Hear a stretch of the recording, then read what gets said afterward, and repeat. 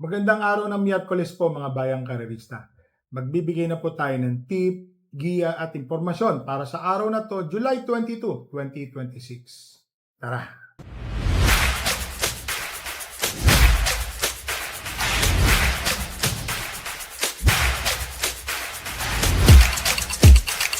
Yan po, ngayong araw po ng Miyerkules, meron pong hinandang 7 karera. Ang Metro Manila Turf Club. Yan po Ang simula po ng karera ay sa ganap na alas 5:30 ng hapon. Pakita ko lang po ang ating kopya at maraming salamat po kay Speedform. Yan po Speedform, thank you sa patuloy na pagpapadala ng kopya.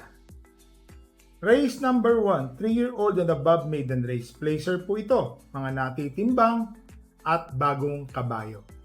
Meron pong 7 runners, 1,200 meters. First choice, entry number 2, Humble Master. Nag-barrier po ito. O sabihin natin Novato run. Ang tinapos po niya, 1.15. So mukhang mag-i-improve pa yan. Dahil unang takbo, alam naman natin, pagka Novato run, hindi pa todo yan. Second choice, entry number 1, Rock Steady. Ito napansin ko, nag-umento po ito, mga bayang karerista Mainam po yung kanyang mga tinatakbo. Dalawang sunod. Nasigundo po ito, 1.14. Yan po. Kaya second choice ko yan. Third choice, entry number 5, Ala Paap. Ito, consistent in the money, si Ala Paap. Kung mapapansin nyo, segundo, tersero, minsan muntik manalo. Tingin ko ito, consistent na ganun din po ang tiyempo niyan. 1.14 sa same distance. So, medyo magulo ang race number 1. So, dito po sa race number 1, first choice, entry number 2, Humble Master. Second choice, entry number 1, Rock Steady. Third choice, entry number 5, Ala Paap.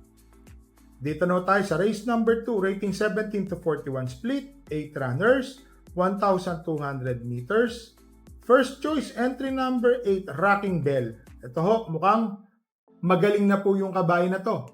Segundo, siya na po yung bandera, tas nilakpasan siya, umabol ng umabol. Segundo ng 1.5 katawan sa nanalo. Yan tingin ko malaki din po ang panalo ni Rocking Bell ngayon.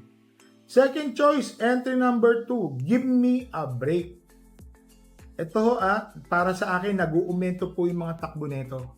May takbo po itong 1.15, 1.14 sa same distance. Para sa akin po, kung magiging consistent na ganun, baka mamaya maging 1.13 pa to. Dahil medyo napitpit ng gusto ng ating mga pista. Tingin ko may panalo po ito, mga bayang karerista. Second choice, Give Me a Break. So dito sa race number 2, first choice, entry number 8, Rocking Bell. Second choice, entry number 2, Give Me a Break. Dito na tayo sa race number 3, 3-year-old maiden race. Non-placer po ito mga hindi po natimbang sa mga huling 3-4 na takbo. 1,200 meters, 7 runners. Ito po, entry number 5, Got Talent. Nataon lang po itong kabayo na to, mas malakas yung mga nakakalaban ni Got Talent.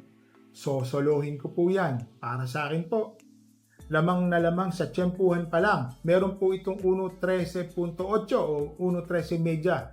Sabihin natin 1.14. Yung mga kalaban po niya dito, 1.15 1.16 ang tinatapos. So, malaki po ang diferensya sa segundo. Seconds po, 2 seconds ang diferensya niya. So, dito po sa race number 3, entry number 5, Got Talent. Para sa akin po, sosolohin ko na po yan. So, dito na tayo sa race number 4, rating 42 to 56 split, 1,200 meters, 8 runners.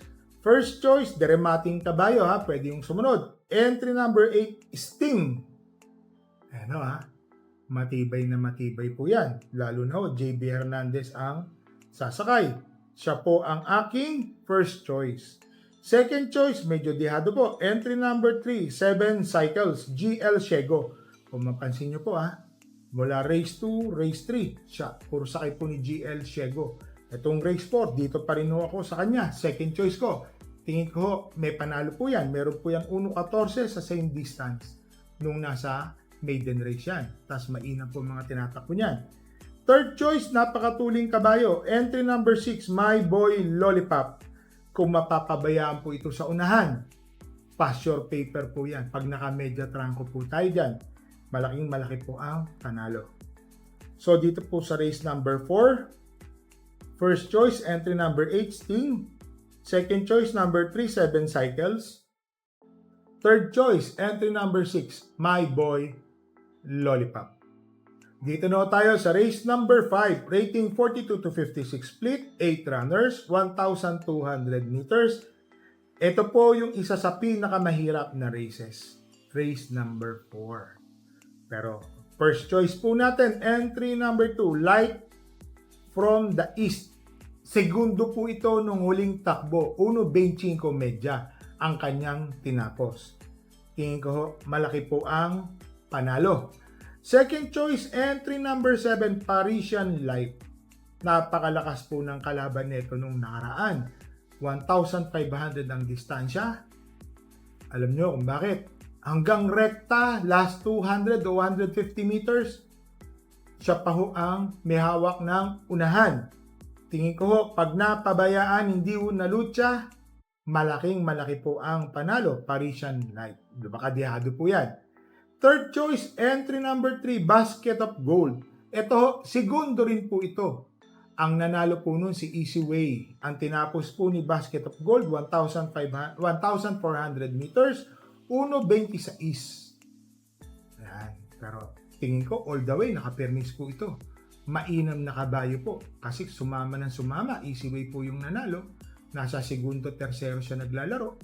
Pagdating ng rekta, siya pa rin ang nasigundo. Alam niyo na, sama po natin yan. Tingin ko, marunong na sumunod. Magaling na kabayo, malaki din po ang panalo.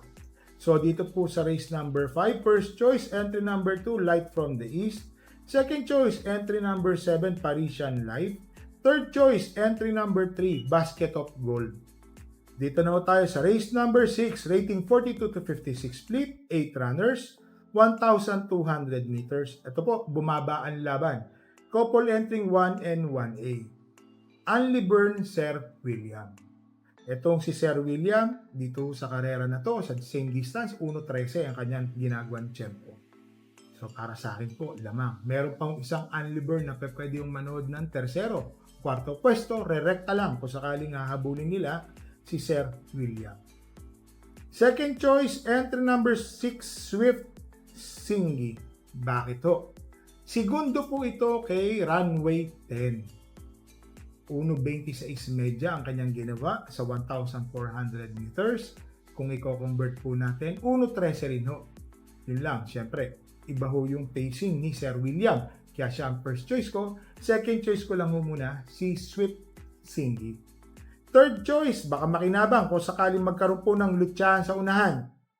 Entry number 5, Diamond Heart. Sama po natin yan ha. May 1.14 po yan sa same distance na 1,200 meters. Mukhang mag-uumento po itong kabayo na to. Third choice. So dito po sa race number 6, first choice, couple entry 1 and 1A, Unleburn and 1A Sir William. Second choice, entry number 6, Swift Singy. Third choice, number 5, Diamond Heart.